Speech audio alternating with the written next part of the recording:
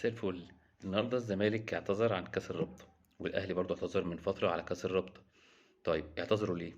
اللي دي فترة توقف، هو كأس الرابطة هتلعب من 2 يناير ل 11 فبراير تقريبا يعني. فاللعيبة الدولية تروح المنتخبات، واللعيبة الأساسية اللي موجودة التانية سواء منتخب مصر أو هيروح كلهم منتخبات، واللعيبة التانية عايزة تستريح. ضغط المباريات بيلعبوا من أفريقيا، كونفدرالية، دوري، كاس، معرفش إيه. فاللعيبة إيه؟ مهلكة وعايزة تريح. ماشي يا سيدي.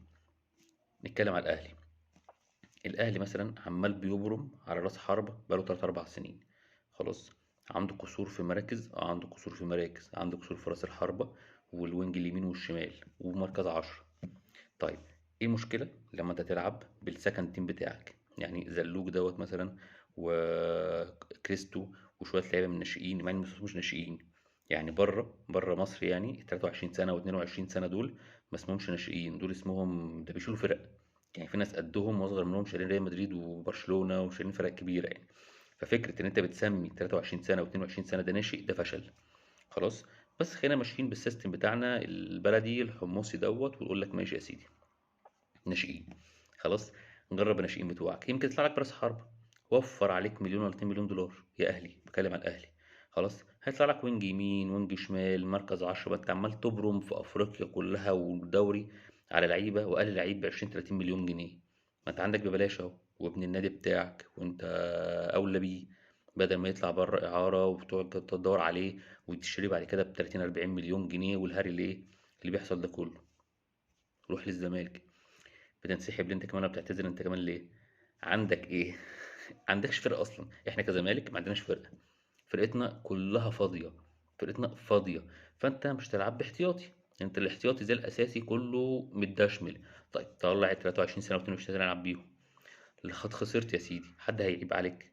سواء انت والاهلي، حد هيعيب عليك وانت خسرتوا بكاس الرابطه بتلعبوا من ناشئين؟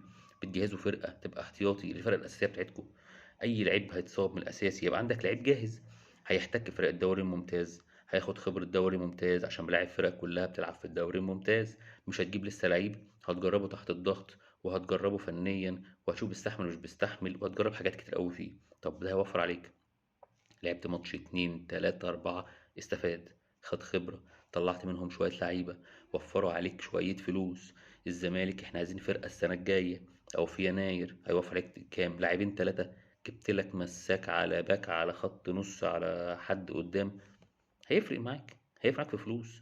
فتتكلم كده في أهلي والزمالك لو لعبوا البطولة دي وطلعوا أربع خمس ست لعيبة، كل فرقة مثلا طلعت 3 لعيبة ولا حاجة، أدي وفرت مثلا بتاع 120 مليون جنيه للاتنين.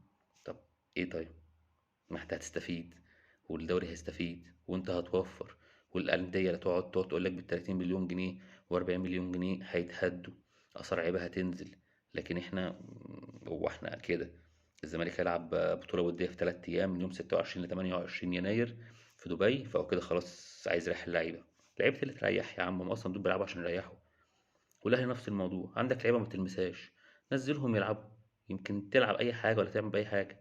خسرت يا سيدي، محدش هيعيب عليك. محدش يقول لك انت خسرت ليه، ده انت تالت عالم. والزمالك انت خسرت ليه، الناس كلها عارفه انت ما عندكش لعيبه. فمفيش مبرر ان انتوا الاتنين تتسحبوا من كاس الرابطه. بس كده. شكرا.